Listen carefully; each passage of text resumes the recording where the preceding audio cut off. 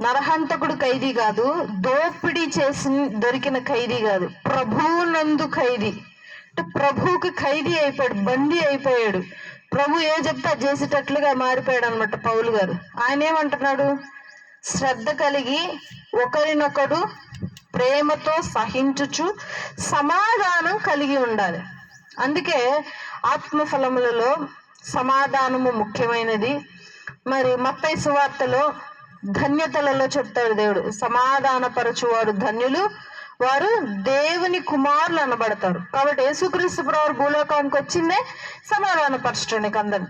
So మనం కూడా సమాధాన పరిస్తే మనం కూడా కుమారులాగే ఉంటాం, కుమారుని పోలి ఉంటాం. కాబట్టి మనం ఒకరినొకరు ప్రేమిస్తూ సమాధానపరుస్తూ ఒకరికొకరు హెచ్చుగా కాకుండా తగ్గుగా కాకుండా ఒకరికొకరు ఘనత వహించుకుంటూ ఇలా ఈ విధంగా ఇట్టి విధంగా కొనసాగాలని బైబిల్ తెలియజేస్తుంది. ఇంకొకటి చూద్దాం.